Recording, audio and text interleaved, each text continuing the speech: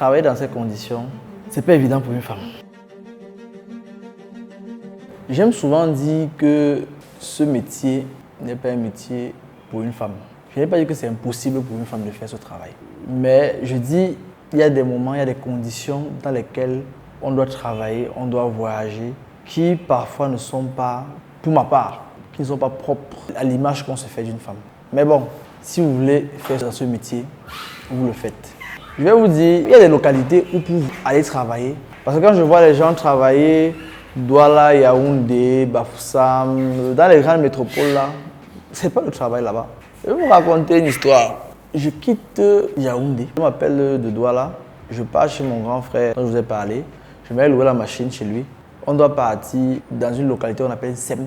Pour ceux qui ne connaissent pas Sem, Sem c'est une localité dans le centre là. Après Nanga, sur la route de Minta, il y a une petite bifurcation vers la gauche qui va du côté de Sem. Mon ami m'appelle, il a 5 forages pour la mairie là-bas. 5 forages que la mairie devait réaliser. Je crois que c'était 2019, 2020, je ne me rappelle pas très bien. Je me lève le matin et dis que retrouvons-nous à Tongolo. Il y a un seul car, sauf si ça a changé en temps, je ne sais pas trop. Il y a un seul car qui quitte Yaoundé pour Sem et ça quitte à 8h du matin.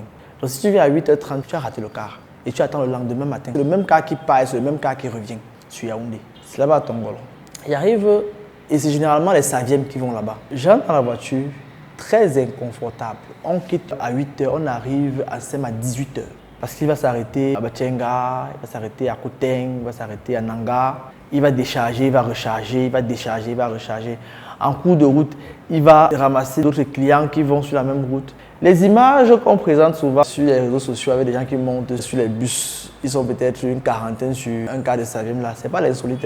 J'ai confirmé ça quand je voyageais, quand j'allais sur une Sem, c'est pas l'insolite. On est assis, déjà très serré, et il y a les gens debout derrière nous, des gens encore qui sont agrippés sur les portes et d'autres qui sont porte-bagages.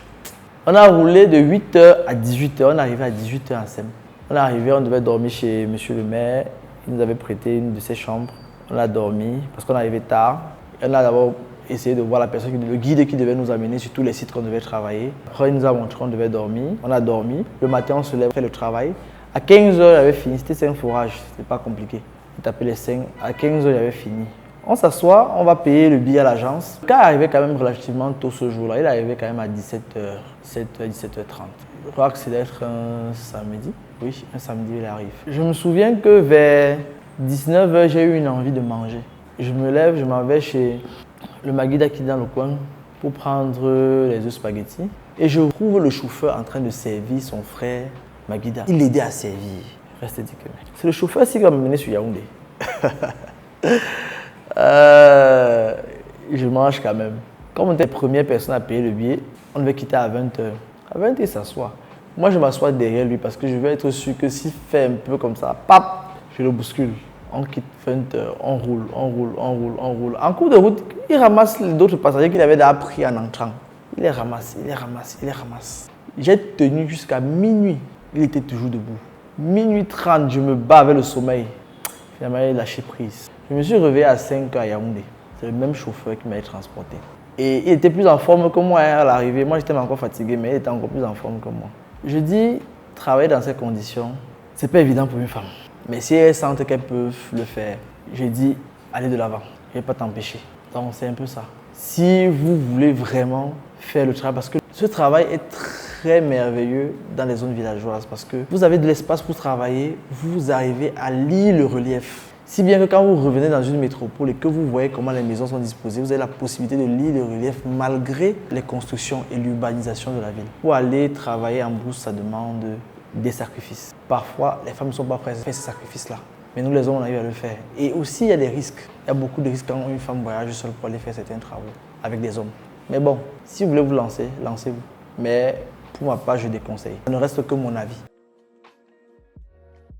Moi, j'ai lancé mon programme de formation. J'ai déjà 2 personnes qui sont intéressées par la formation. C'est une formation de chercheur d'eau complète. Un chercheur d'eau, c'est un technicien multidisciplinaire. Je n'ai pas envie d'avoir les mots de tête pour dire que je vais te former ici ou pas te former là-bas. Parce que tout ce que je vais vous apprendre, ça va vous aider à bâtir votre formation, à bâtir qui vous êtes dans le monde du forage. La formation que j'offre, comme je l'ai dit, c'est une formation sur 6 mois dans les techniques de forage, dans la recherche de l'eau, dans la compréhension des sols, dans l'entretien des forages, l'équipement des forages, l'installation des pompes manuelles, des pompes électriques, dans le diagnostic des forages, dans l'essai de pompage et dans pratiquement une panel de domaines qui sont les domaines d'intervention, les domaines de compétences du chercheur d'eau. C'est pour dire en fait que pour participer à cette formation, il faut être principalement géologue ou bien il faut avoir des notions en géologie. Ce sera plus facile pour vous d'apprendre. Ensuite, c'est vrai aussi que c'est pas seulement les géologues qui font la recherche de l'eau, il y a aussi les physiciens et tout. Mais ceux qui veulent se former, la formation c'est sur 6 mois et ça coûte 3 millions. Pour être efficace dans ma formation, il faut que j'atteigne un nombre de 10 apprenants parce qu'on va tout vous apprendre. Je vais vous montrer tout ce que je sais, tout ce que j'ai appris. Je vais vous transmettre tous mes 10 années d'expérience dans le domaine du forage. C'est ça que je vais vous transmettre. Et comme je l'ai dit, la formation c'est 3 millions sur 6 mois. Celui qui n'a pas 3 millions ne me cherche pas. Et ceux qui sont déjà inscrits et qui attendent qu'on lance la formation, prenez votre mal à patience. Comme je vous ai dit, je vais atteindre un nombre de 10 personnes pour être non seulement rentable, mais pour aussi être efficace dans la formation. Je vais vous apprendre ce que je sais dans la ville de Douala, la ville de Yaoundé, la ville de Bafoussam, ce que je sais dans toutes les 10 régions du Cameroun dans lesquelles moi j'ai déjà travaillé. Parce que j'ai travaillé à peu près partout dans le Cameroun. Donc si vous êtes intéressé par la formation, laissez votre nom en bas ou bien remplissez le formulaire qui va s'afficher dans les commentaires. Dites que vous êtes intéressé à cette formation. Cette formation, comme je le dis, je le répète, 3 millions sur 6 mois. Avec ça, vous aurez toute la compétence que j'ai. Toutes mes 10 années d'expérience, je vais vous la transmettre. Donc, sur ce, je vais vous dire à bientôt, à la prochaine chronique.